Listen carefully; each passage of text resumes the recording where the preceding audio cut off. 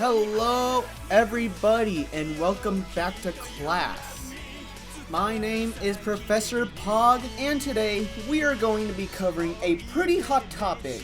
What is that topic, you might ask? It's going to be none other than the 10 stages of genocide and how Republicans want to kill us all. So without any further ado, let's get on to stage 1. Hail Trump!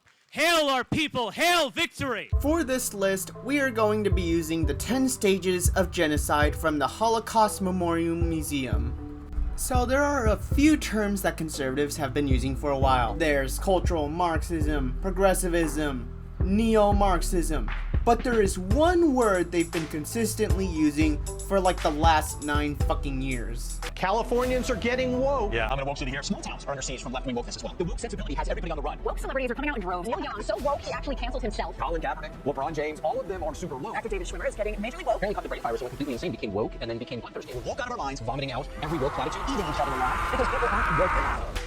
Yup, that's right everybody. Let's talk a little bit about wokeness. I know the question that's on all of your minds. What does it mean to be woke? According to the dictionary, woke means to be aware of and actively attentive to important societal facts and issues, especially issues of racial and social justice. So basically, being woke just means you give a shit. Now, what if I told you that apparently that's a really bad thing? Let me provide you the definition that is pretty much used by most conservatives, as defined by Republican frontrunner Ron DeSantis. With Ron DeSanctimonious. Equates wokeness to cultural Marxism and says that we want to tear at the fabric of our society. In case you don't know what cultural Marxism is, by the way, it's basically a modern neo-Nazi conspiracy theory. That basically means progressives are taking over all the institutions to push some sort of progressive agenda, and somehow Jews are involved, because of course they fucking are. But I digress. The term woke has been used by Republicans to smear LGBTQ+ people and their allies as some sort of extremists that are trying to push a radical progressive agenda that is, depending on who you ask, tied to cultural Marxism somehow. And speaking of terms used to classify people into different groups, there is one other widespread term which is currently being deployed to smear the LGBTQ+ and its allies as pedophiles wanting to have sex with your children. Gays Against Groomers call out radical child grooming agenda in schools. OK Groomer, a detailed list of grooming in schools. California's radical transgender agenda for children. Doctor exposes transgender propaganda. The Daily Signal. Mommy, mommy, I don't want to be a boy. Little girl's reaction to radical sex ed program says it A, so-called trans-inclusive agenda, a toxic, unforgiving woke ideology. Why would a teacher need to protect a 12-year-old from their parents? This is groomer talk. Governor DeSantis spokesperson says don't say gay opponents are groomers. So let us go over how all of this fits stage 1. The differences between people are not respected. Well, trans people are not respected. They are called groomers and they are called pedophiles and all this other shit just for wanting to exist and to have people at least somewhat accept them. There's a division of us and them, which can be carried out using stereotypes or excluding people who are perceived to be different. As you can see by the earlier examples, they are definitely using stereotypes to be able to separate us and them. And speaking of stereotypes, that leads us perfectly into our next stage. I shat a little nugget in my mesh before I went into the pool. Now we're on to stage 2, symbolization. The gist of it is that in this step, they will find some sort of symbol or icon to associate with the targeted group of people. The Nazis did this with the Star of David, for example. As for trans people and LGBT people as a whole, depending on how far right you want to go, well... Her daughter felt coerced to participate in the Pride event and was offended by some of the messages, like this quote from Tennessee Williams. Human heart cannot be straight, it is curves and winds, and my daughter just kind of said, you know, Mom, that's offensive to me, who I am straight. Yeah. That flag is offensive to all normal people. It is a symbol of pride, the deadliest of the 7 deadly sins. It obviously has no place in a middle school classroom, and frankly, it should be banned from all public spaces because it's evil and degenerate and signifies an ideology that is contrary to truth, goodness, beauty, and reality. And it is an indictment of our political order that the warmed-over hippies and other deviants running our schools need to learn that lesson from 11-year-olds. That is very sad. I wonder if he held these views back during his acting career.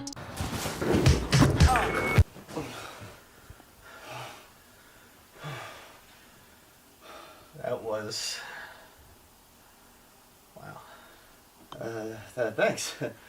Have you not done it with men? Mind if we don't get into that? But I digress. The symbol of hate that the right has adopted for stage 2 is the pride flag. Just like the Nazis, right-wingers are too stupid to come up with anything original, so they take the symbol of the targeted group and then turn it against them. In case you've been sleeping under a rock for the last century, the pride flag is a flag which looks like a rainbow. The rainbow pattern is to represent all of the different sexualities and genders there are. Sounds fine and dandy, right? Now what if I told you it is being banned in cities and schools because fucking groomers or something? I don't even know anymore. Detroit area, city bans LGBTQ post pride flags on public property. Michigan City Council unanimously bans LGBT pride flags from city property. Education culture war finds a new target pride flags in classrooms. Conservative commentators, some of whom have ties with governors such as Matt Walsh, have openly attacked the flag and made it their symbol of hate as well. White House flew controversial flag that promotes grooming and pedophilia, says critics. The pride flag was invented by a far-left gay activist and drag queen at the behest of Harvey Milk.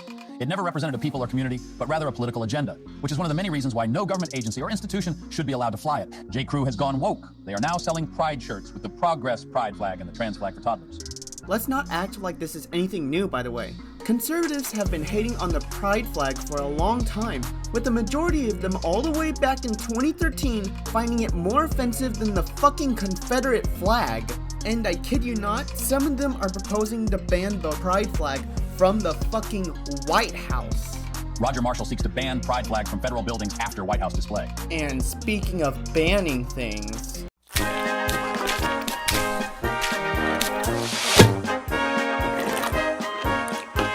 we're now onto stage 3, which is discrimination, and oh my god! The evidence for this one is so overwhelming that even many right-wingers just openly admit that they are discriminating against the LGBT, except they'll just be justifying it, of course.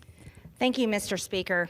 You're welcome. Today, I would like to announce that I am reintroducing my bill, the Protect Children's Innocence Act.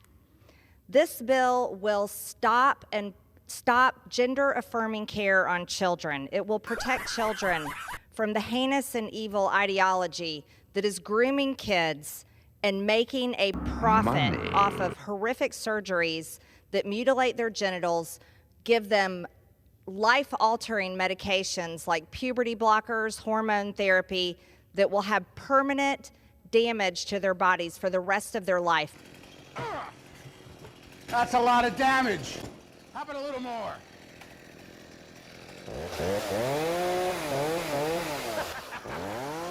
Let's just go over the numbers first, and then I will list off a couple of major examples. In 2022, a record number 315 anti-LGBT bills were proposed, despite almost 80% of Americans supporting non-discrimination protections. In 2023, that number is over 520 as of May, which is more than 2012 and 2015 combined. One of the major examples is the Don't Say Gay bill, passed by Ron DeSantis last year for preschool through elementary school and was recently expanded through all of K-12. Now you cannot talk about sexual orientation or gender identity to teenagers who are bordering on adulthood unless you have the state's permission. But let's be entirely real here, the state won't ever give them the permission to talk about the LGBT, or at least in a positive manner. The second example, or examples I should say, is every single bathroom bill, which would force trans women who look like this, or trans men who look like this, into the restrooms that align with their birth sex. Need I say more on this? All of these bills are absolutely disgusting, vile, and based in lies and smears against the LGBT, especially trans people, that are meant to degrade their humanity in the public eye and be able to erase them from society. And speaking of degrading their humanity... So go live in your grifter echo chamber where you guys can play songs with bad audio and then say, whoopsie! So, during the recording of this video, I actually got a mic upgrade. I've moved from a Blue Snowball mic to a Yeti mic, but I digress. We're on to stage 5, which is dehumanization.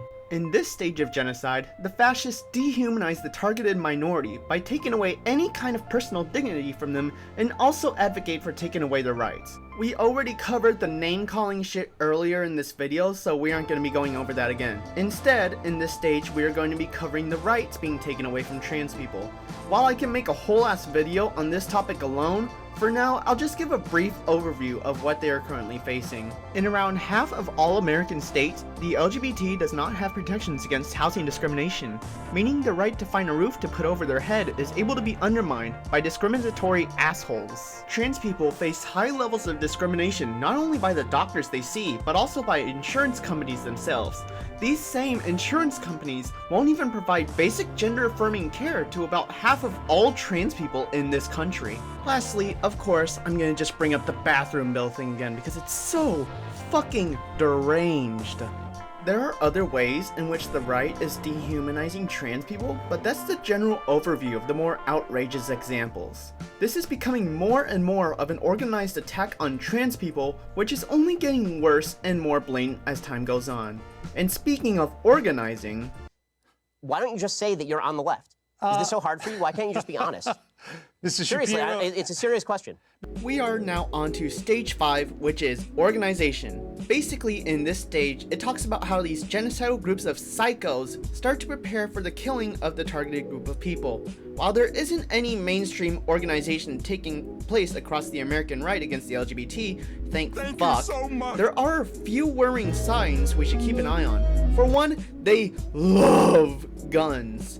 A lot of right-wingers are pro-gun and know how to use one, already posing a threat against the LGBT if they decide to go apeshit one day.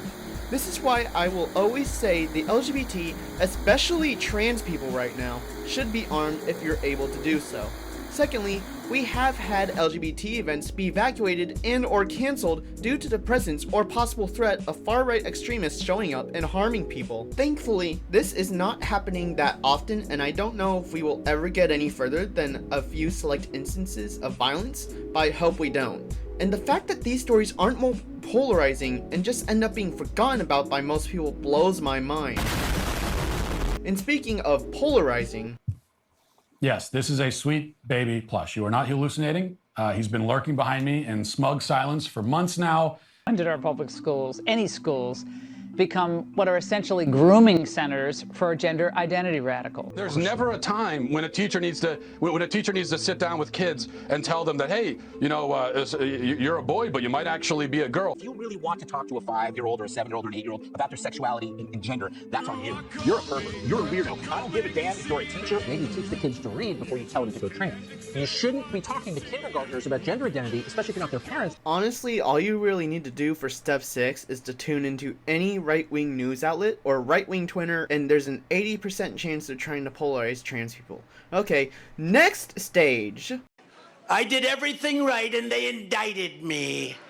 We're on to stage 7, which is preparation, and there's really not much going on currently for this stage. They haven't given any name to their attack on trans people to my knowledge, and we've gone over how they are disguising their acts as a way of defending children, so there's not much to say.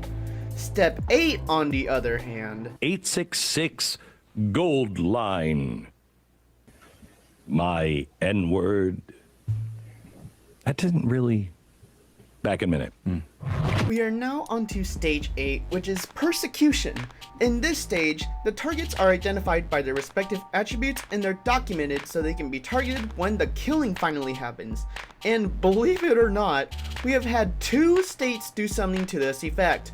In December of 2022, Attorney General Ken Paxton of Texas tried to get a statewide list of trans people across Texas. And in another case, during the stupid submarine discourse last month, the Vanderbilt Medical Center of Tennessee turned over trans patient records to Tennessee's Attorney General office.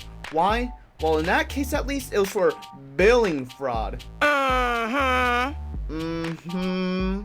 Anyone with a brain bigger than a monkey scrotum can see what's going on there. Thankfully, there's no other case of this that I can find, but the fact that this is even happening to begin with should be extremely alarming. I want to alarm you. And now on to our last 2 stages. When I was trying to get Emma to date me, first thing I did, let the air out of her tires. The last two stages are, of course, the actual killing itself and then the denialism that comes after it. Thankfully, we are not at the point where they are literally gathering up trans people or LGBT people in the camps and fucking gassing them or shooting them or whatever. Since we all pretty much know where those two stages lead to, I don't really need to do much delving into it. If you made it this far into the video, please type Poggerino in the comments below. And I'll see you guys next time.